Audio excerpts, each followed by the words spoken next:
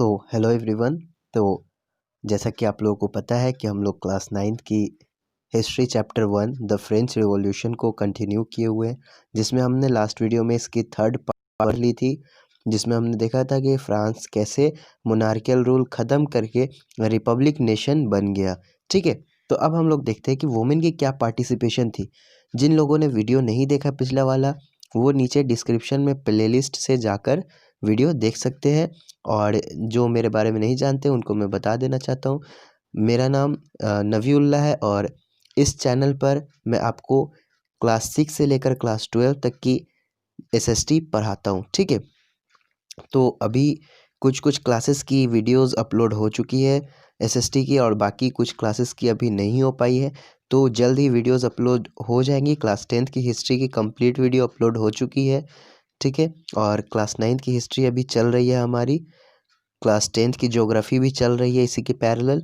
ठीक है, तो जिन लोगों ने अभी तक नहीं देखा या फिर जिनको देखने का मन है, वो नीचे चैनल के डिस्क्रिप्शन में जाकर इस वीडियो के डिस्क्रिप्शन में जाकर वहाँ से आप देख सकते हैं क्लास 10th की हिस्ट्री भी और क्लास 10th की ज्योग्राफी भी। ठीक है, तो चलिए स्टार्ट करते हैं।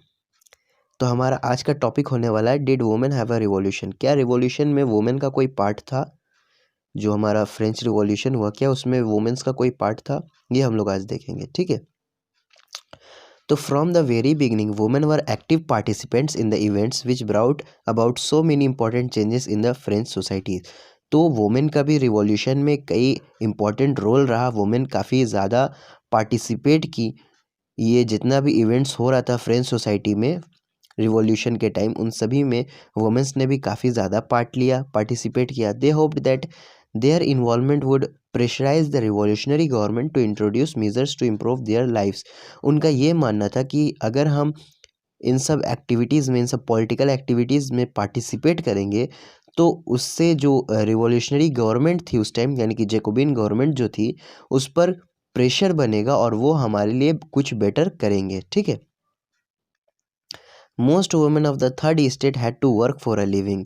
जैसे कि मैंने आपको पिछले टॉपिक में बताया था कि जब मेंस लोग लड़ने जाते थे, तो विमेंस लोग जो होती थी वो अपना घर भी चलाती थी और अपने बच्चों का देखभाल भी करती थी। तो बहुत सारी जो थर्ड स्टेट की वुमेन थी, वो अपना घर चलाने के लिए, अपनी ज़िंदगी चलाने के लिए काम भी करती थी। क्या क्या काम करती थी? वो धोबिन का काम करती थी, फ्लावर्स बेचती थी, फ्रूट्स बेचती थी, वेजिटेबल्स बेचती थी। ठीक है, या फिर किसी के घर में काम करती थी, डोमेस्टिक सर्वेंट हुआ करती थी। Most women did not have access to education और जॉब ट्रेनिंग। और क्या था ना कि बहुत सारी जो वुमेन्स थी, औरतें थी, उनको न तो एजुकेशन की परमिशन थी और ना ही कोई किसी तरीके के जॉब ट्रेनिंग की परमिशन थी। सिर्फ जो वेल्दियर मेंबर्स थे सोसाइटी के, थर्ड स्टेट के, उन्हीं की जो बेटी हुआ करती थी, या फिर नोबल्स के, या फिर थर्ड स्टेट के रिच मेंबर के जो बेटी हुआ करती थी, उन्हीं को ही सिर्फ परमिशन होता था कॉन्वेंट में पढ़ने का। कॉन्वेंट में पढ़ने का। और उसके बाद जब उनकी पढ़ाई कंप्लीट हो जाती थी, तो उनका मैरिज फिक्स कर दिया जाता था। ठीक है, working women had also to care for their families. और ऐसा नहीं कि जो वर्किंग वुमेन है उनको अपने घर नहीं चलाना रहता था, उनको अपना घर भी देखना रहता था। ठीक है, अपने घर में उनको खाना भी बनाना रहता था, उनको पानी लाना भी रहता था, और कई बार लंबी लंबी लाइन में ब्रेड खरीदने के लिए भी लगना पड़ता था शॉप के बाहर। और वुमेन्स की जो वेजेस थी, जो सैलरी थी, वो मेंस से काफ़ी कम हुआ करती थी। अपने पॉलिटिकल अपने एजेंडा को सामने रखने के लिए, अपनी पॉलिटिकल बातें मनवाने के लिए गवर्नमेंट से, वुमेन ने अपना पॉलिटिकल क्लब्स बनाना शुरू कर दिया और न्यूज़पेपर अपना बांटना शुरू कर दिया। ठीक है, अपना न्यूज़पेपर उन्होंने बनाया, अपना पॉलिटिकल क्लब बनाया, ताकि वो लोग अपनी बातें गवर्नमेंट के सामने रख सके। About 60 women's clubs came up in different French cities. लगभग 60 वुमेन क्लब बनी फ्रेंच सोसाइटीज़ में, जिसमें से जो दो मोस्ट फेमस पॉलिटिकल क्लब था, वो था एक द सोसाइटी ऑफ रिवॉल्यूशनरी और दूसरा द रिपब्लिकन वुमन। ठीक है, ये दो पॉलिटिकल क्लब काफ़ी ज़्यादा फेमस था।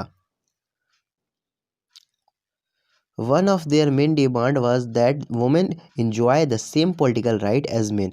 उनका जो मेन डिमांड था वो ये था कि जो भी पॉलिटिकल राइट्स मेन को मिलते हैं, वही पॉलिटिकल राइट्स हमें भी मिलने चाहिए। लेकिन जो कॉन्स्टिट्यूशन बना था 1791 का, उसमें जो वोट का राइट दिया गया था, जो वोट का पॉलिटिकल जो राइट दिया गया था, वो सिर्फ मेन को दिया गया था।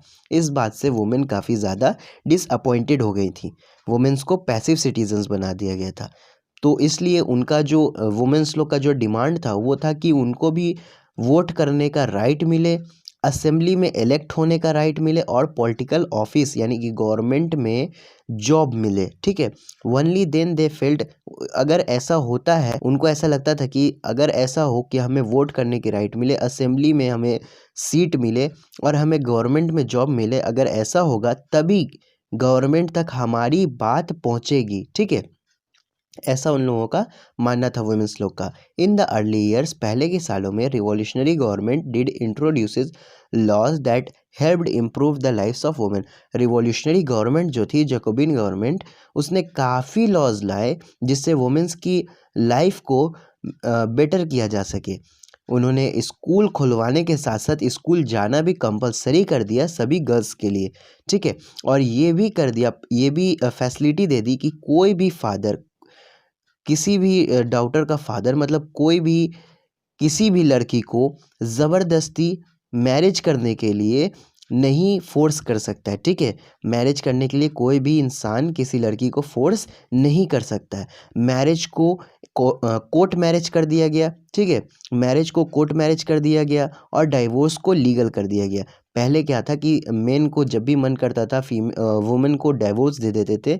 ठीक है, तो अब क्या किया गया, वुमेन के लिए भी ये परमिशन दिया गया, ये लॉ निकाला गया कि अब वुमेन भी डाइवोर्स ले सकती हैं। ठीक है, तो डाइवोर्स को लीगल कर दिया गया, मैरिज को कोर्ट मैरिज कर दिया गया, वुमेन को जॉब ट्रेनिंग दी जाने लगी ताकि वो अपना स्मॉल बिजनेस चला सके, आर्टिस्ट बन सके। ठीक है, ये सब लॉज लाए रिवॉल्यूशनरी गवर्नमेंट ने जिससे वुमेन्स का वेलबींग हो सके। Women's struggle for equal political rights however continued, लेकिन फिर भी इक्वल पॉलिटिकल राइट्स की जो स्ट्रगल थी वो कंटिन्यू रही। क्यों? क्योंकि रिवॉल्यूशनरी गवर्नमेंट ने इन्हें पैसिव सिटीजन बना रखा था। फैसिलिटी सारी दी, लॉज वगैरह बनाया, लेकिन इन्हें पैसिव सिटीजन ही रखा।